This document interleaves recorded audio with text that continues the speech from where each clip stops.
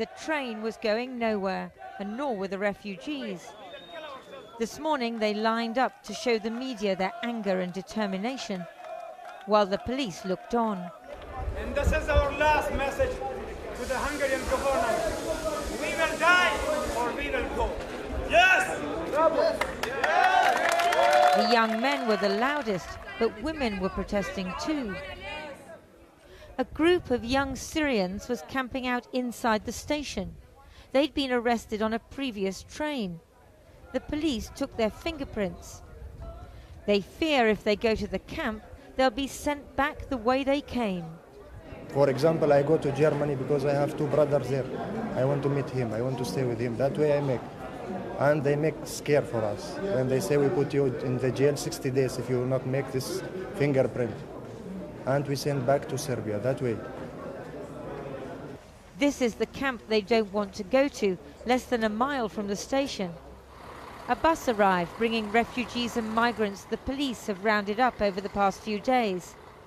They disembarked and came over to talk to the waiting media. Freedom! Freedom! Freedom! Freedom! Suddenly they had an idea. Let me go!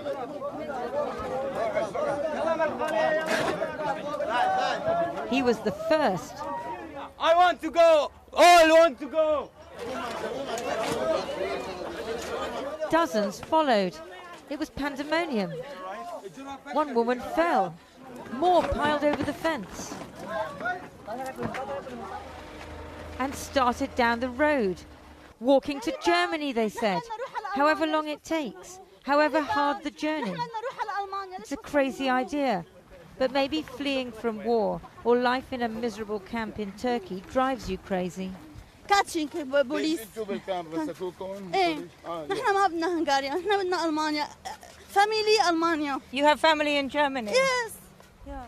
No one wants to claim asylum here. No one trusts the Hungarian authorities.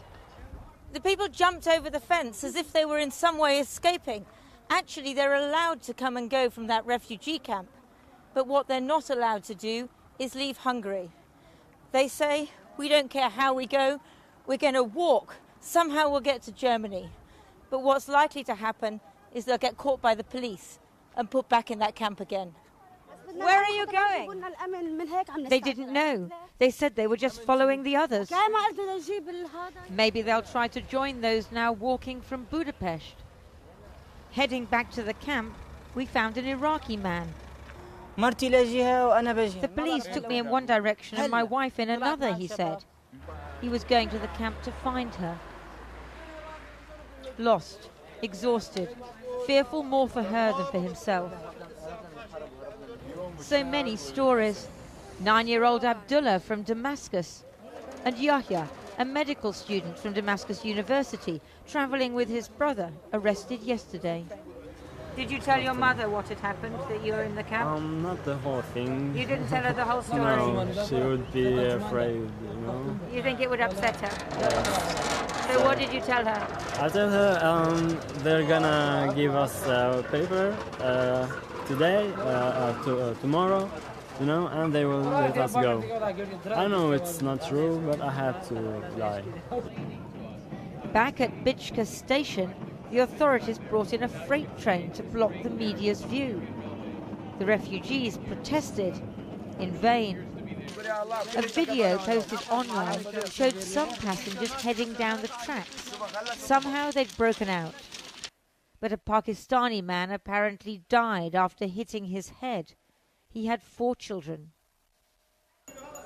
Those who'd been sleeping in the station had given in to the inevitable. The police were checking their documents and putting them on a bus to go to the camp. We spied a familiar face. They say we cannot move anywhere if we don't make registration in the camp and we get ID from the camp. Do you trust them? What we can do? The Hungarian authorities want to give the impression of standing firm. But with refugees and migrants breaking out across the country, it looks as if they're losing control.